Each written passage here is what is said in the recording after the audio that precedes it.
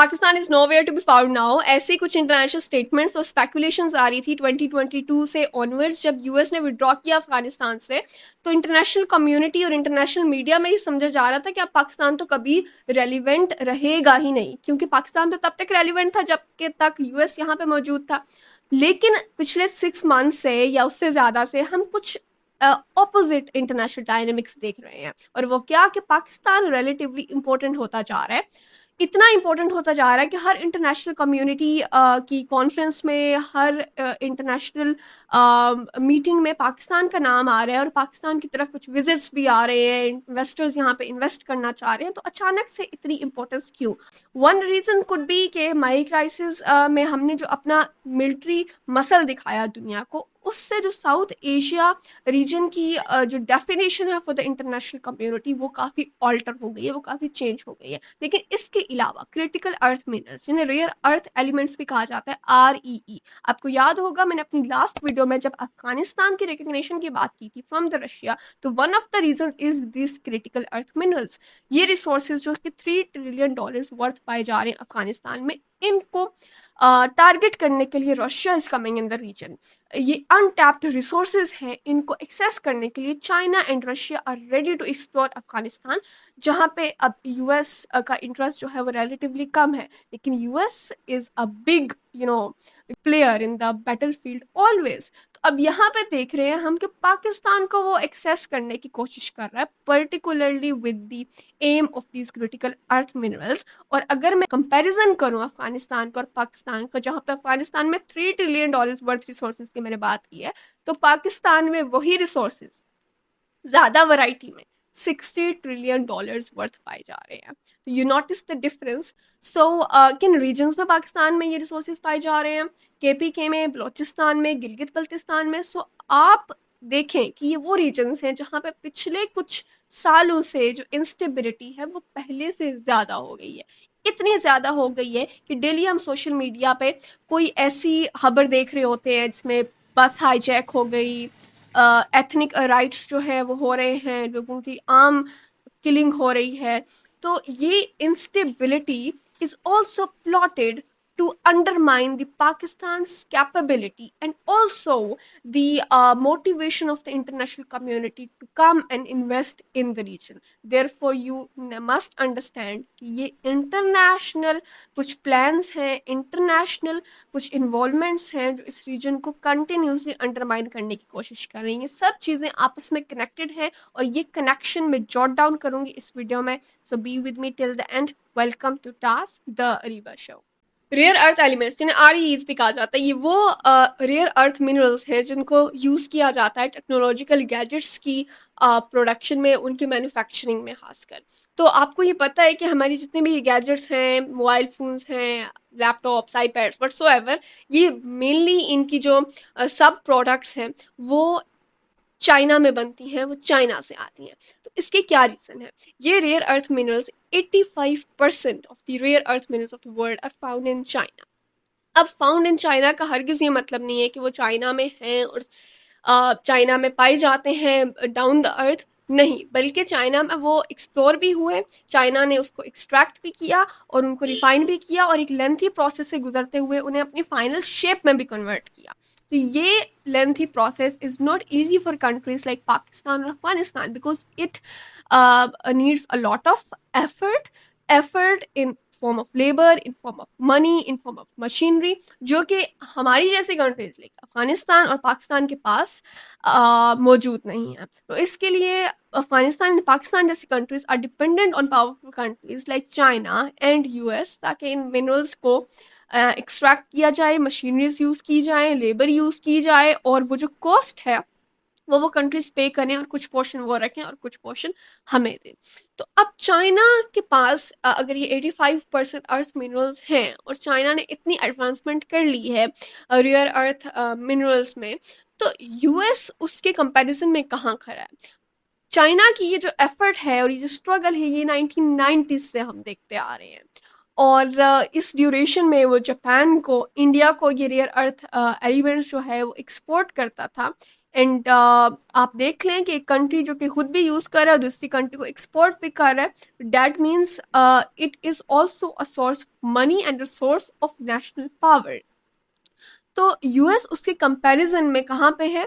1990 से चाइना ये स्ट्रगल कर रहा है और 1990s में यूएस इंटरनेशनल इन्वेजन्स की तरफ था, मिलिट्री डोमिनेंस की तरफ था, मिसाइल सिस्टम और war machinery and weaponry race में था विद द वर्ल्ड। और क्योंकि उस वक्त ही यूएस कोल्ड वॉर से निकला था, तो जो कोल्ड वॉर की जो प्रोडक्ट्स थी, मींस के जो यूएसएसआर की कंट्रीज थी जहाँ पे एक वॉइड हो गया था, क्योंकि कम्युनिज्म तो वहाँ से चला गया था, ये यूएसएसआर का जो होल्ड है वो वहाँ से चला गया था, तो किसी ने तो वो वॉइड फिल करना था, किसी ने तो वो ग्रेट गेम जो है वो चलानी थी या ख़त्म करनी थी। तो US was interested in that domain at that time.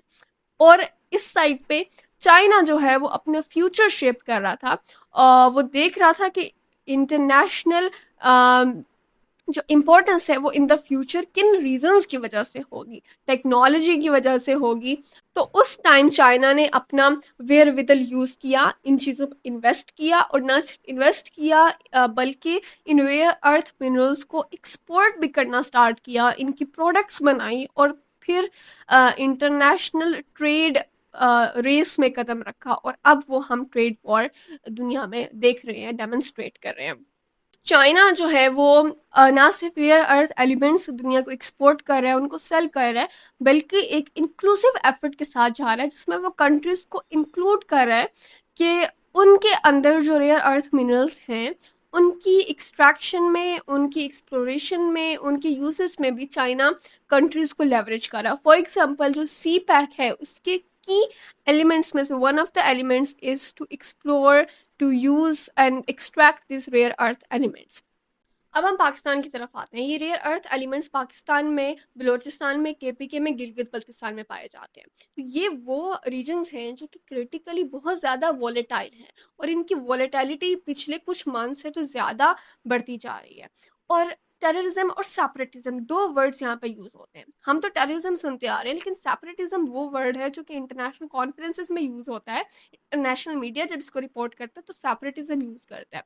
ये बहुत ही एक wiser and plotted international controversy creation की कोशिश है, या फिर ये एक पोस्टरिंग दी जा रही है इंटरनेशनल इन्वेस्टर्स को जो कि इस रीजन में आना चाह रहे हैं, इंटरनेशनल कम्युनिटी जो इस रीजन में इन्वेस्ट करना चाह रही है, कि पाकिस्तान का ये रीजन जहाँ पे ये क्रिटिकल मिनरल्स पाए जा रहे हैं, they that reason is not stable और इनफ सिक्योर कि यहाँ पे इन्वेस्ट किया जाए। इसी वजह से हम देख रहे हैं कि सी पैक में जो एक डाउनवर्ड ट्रेंड हमें दिखा पिछले कुछ सालों में, वो यही है कि जो चाइनीज नेशनल्स हैं वो यहाँ पे टारगेट हो रहे थे, उनको टेररिस्ट अटैक्स में मारा जा रहा था, और सेपरेटिस्ट मूवमेंट्स जो हैं वो टाइम एंड अगेन ज़्यादा हाइप पकड़ रही होती है।